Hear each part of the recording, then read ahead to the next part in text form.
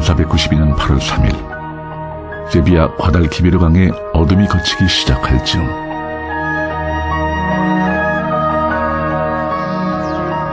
귀족범선 핀타호와 니네호 그리고 장엄하게 치장한 산타마리아호는 신세계를 향한 역사적인 대항해를 시작했다.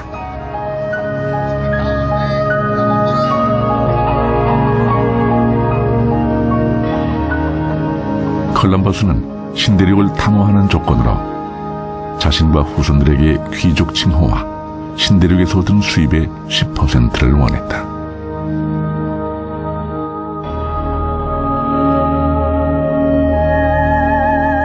국왕은 이 조건을 수락하며 요구한 것이 있었다.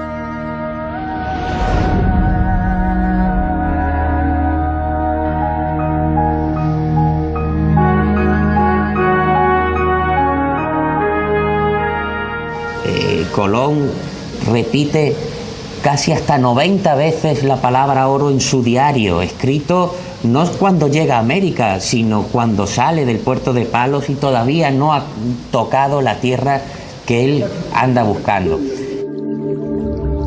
콜롬버스의 항해 일지는 금을 향한 욕망으로 가득 차 있다.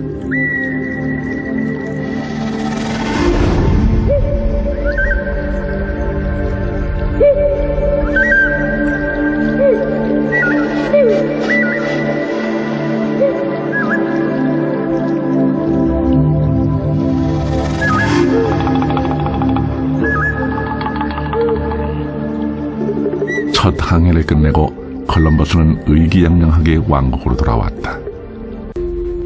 신대륙에서 본격적인 황금시대를 연 사람은 프란시스코 피사로였다.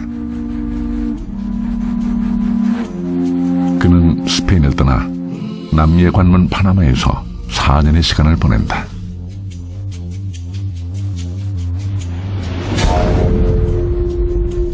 이곳에서 168명의 부대를 꾸린 그는 남미 대륙으로 남하 드디어 페루의 카하마르카에 도착한다.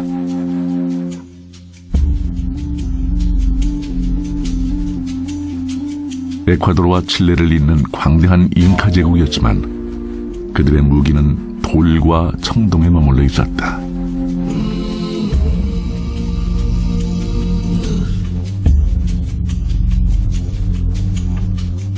반면 스페인의 피사로 부대는 철기로 완전 무장하고 있었다.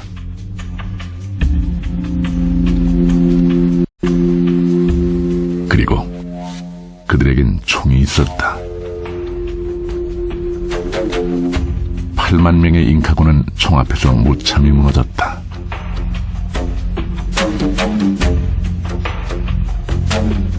(1532년) 피사로는 잉카의 왕 아타우알파를 볼모로 잡는다. 아타우알파는 자신의 몸값으로 높이 7m, 너비 6m 방을 금은 보석으로 채워주겠노라 제안한다. 잉카 전 지역에서 황금이 모였다. 이때 모인 금은 무려 5톤. 유럽에서 1년 동안 생산된 금보다 많은 양이었다. El oro es algo mágico y está en la motivación de esos europeos que a finales del siglo XV traspasan los límites continentales de Europa y se embarcan en unas naves de dimensión diminuta para surcar un océano desconocido.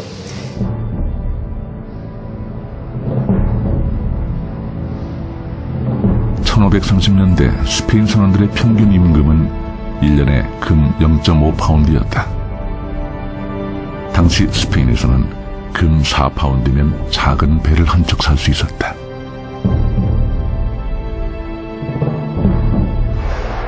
그런데 카하마르카 전투에 참여했던 피사로 군사는 금 90파운드를 하사받았다.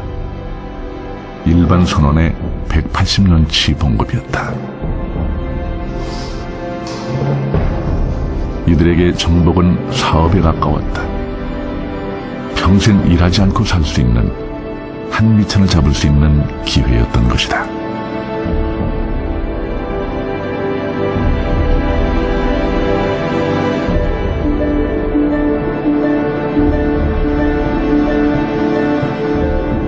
약탈금이 동인하자 정복자들은 이제 직접 금광을 찾아 나섰다. 콜롬비아에서 칠레까지 16세기 이후 남미 대륙에는 속속들이 금광이 들어선다. 황금에 눈이 먼 스페인 정복자들은 그야말로 미친 듯이 금을 수탈했다.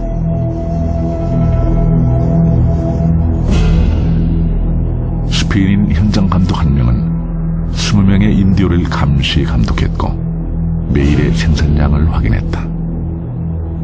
생산량이 적으면 잔인한 학대로 이어졌다. 힘든 노동 환경과 스페인 군대가 안고 온 전염병으로 인디오들은 점점 줄어들었다. 2만 명이던 사무라이 인구는 70년 만에 단 140명으로 줄었다. The mainland and the region known as Florida. The Spaniards murdered many, as is their custom, in order to strike terror into the hearts of these people. They made their lives an utter misery, treating them as so many beasts of burden. In another large town, the butchers put the whole town to the sword, young and old, chiefs and commoners, not even the children were spared. The butcher-in-chief arranged for a large number of natives in the area to have their noses, lips and chins sliced from their faces. They were then sent away in unspeakable agony and all running with blood to act as walking testimony to the great deeds and holy miracles performed by these dauntless missionaries of the Holy Catholic faith.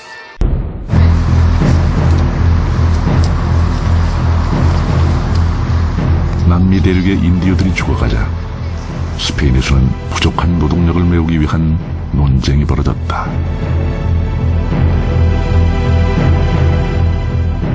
그 유명한 바야돌리드 논쟁이다. Queridos hermanos, el Papa me ha enviado hasta ustedes con una clara misión: examinar si realmente los indios del Nuevo Mundo son seres humanos iguales a nosotros. Los indios lo merecen. Ellos pecan con sus blasfemias e idolatrías. Cualquiera que sea idólatra merece este destino. Los indios son seres humanos. Todos somos iguales. ¿Somos iguales? De ninguna manera. Los indios están destinados a ser prisioneros. Ellos nacieron libres, no prisioneros. La única solución para dar libertad a los indígenas es la retirada de los soldados españoles. No es motivo de risa. Así todos ganaríamos y España sería alabada por los siglos. El descubrimiento de las Indias occidentales fue voluntad de Dios. Incluso la epidemia estuvo en favor nuestro. La viruela se propagó porque Dios quiso abrirnos el camino. Esos idólatras morían como si fuesen insectos, porque Dios quiso eliminarlos. Además, no saben agradecernos lo que les hemos enseñado. ¿Enseñarles? ¿Qué fue lo que les enseñamos? Aparte de viruela y torturas, ¿qué más hubo? Estamos muy al tanto del efecto que puede traer la colonización. La decisión que tomemos aquí no debe causar perjuicio a España.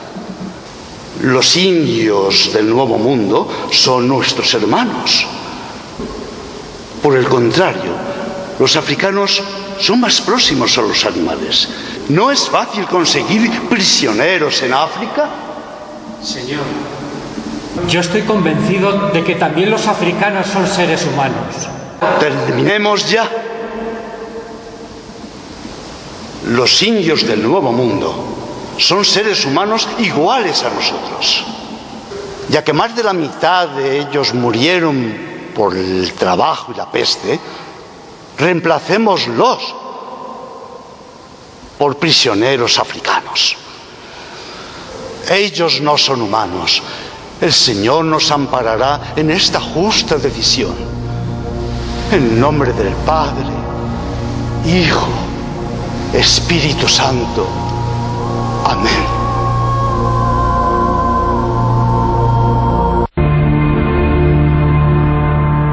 스페인 왕실은 황금뿐만 아니라 노예무역 독점권을 통해 또 한 번 실속을 챙겼다. 흑인들은 그들의 의지와는 상관없이 유럽 사람들의 사냥감이 되어야 했다.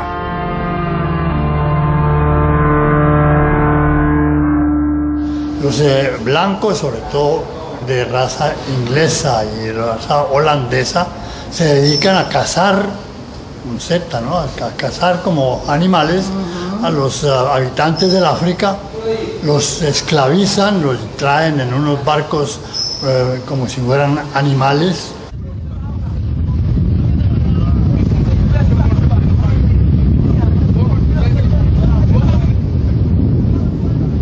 서부 아프리카의 세네갈은 아메리카 대륙으로 출발하는 노예선의 거점이었다.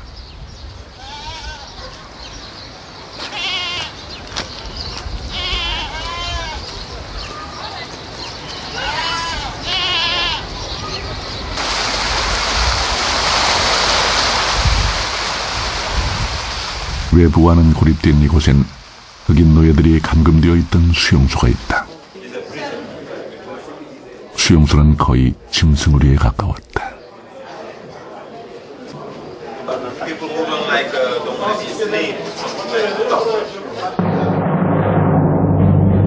(17평방미터) 대략 5평 공간에 200명의 노예들이 동물과 함께 수용됐다.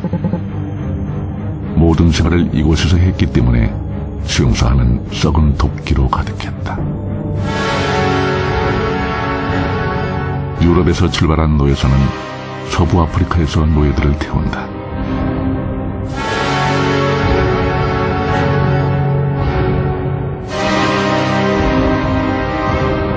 노예 수용소에서 이미 쇠약해질 대로 쇠약해진 사람들은 대서양을 건너는 기나긴 항해에 오른다. 노예선의 도착지는 멕시코의 베라크루즈와 콜롬비아의 카르타헤나 두 항구였다. 노예 무역상들은 작은 배 안에 가능한 한 많은 노예를 태우려 했다. 열악한 환경 속에서 흑인 노예들은 항해 도중 3분의 1이 죽어나갔다. Up until the point of the American Civil War, the greatest amount of wealth in America was the ownership of slaves and slave labor. Now this is enormous, and it's in that process of being able to command the resources of other parts of the world, extract them for your industries and that labor, that you create this massive structural inequality. The British become well off on the basis of the slave system. Liverpool, Bristol grow to kind of extraordinary levels of material and urban well-being because of the slave system.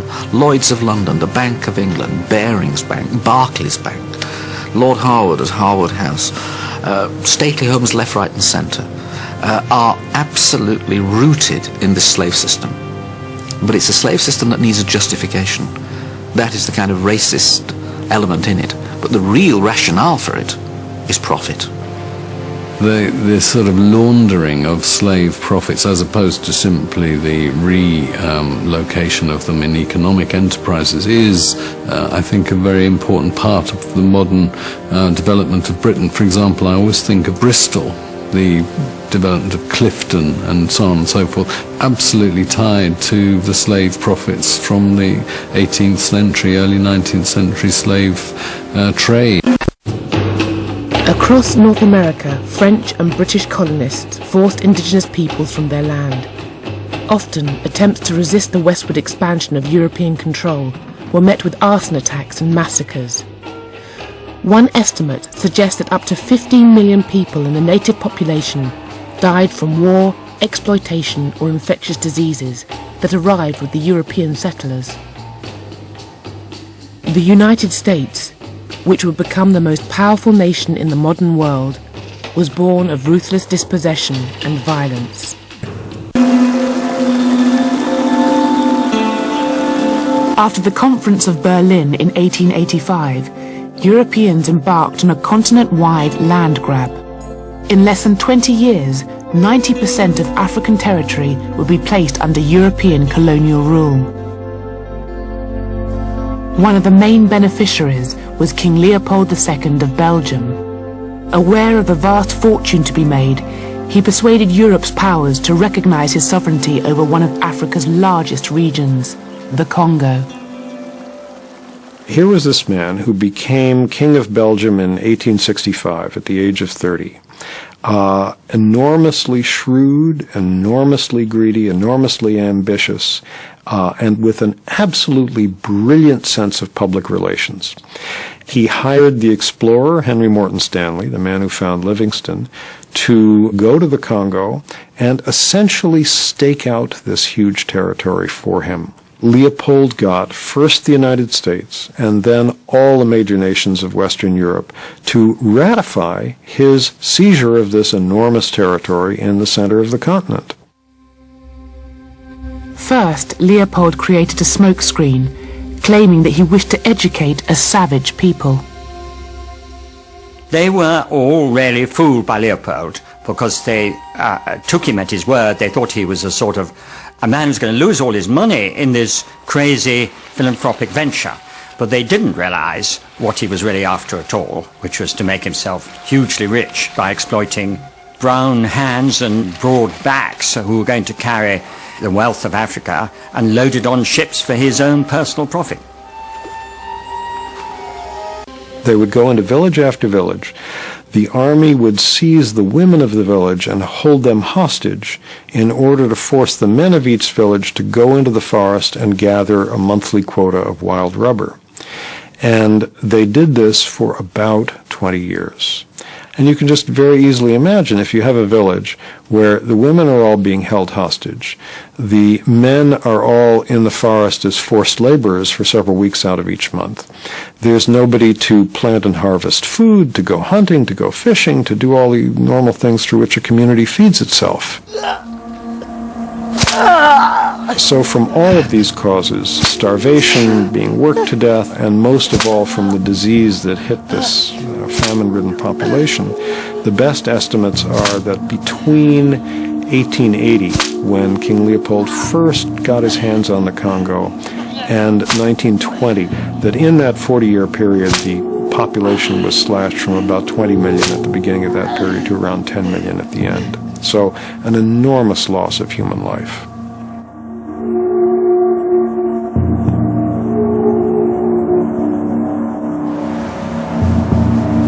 Huge building projects throughout Belgium were funded by Leopold's wealth to celebrate his reign.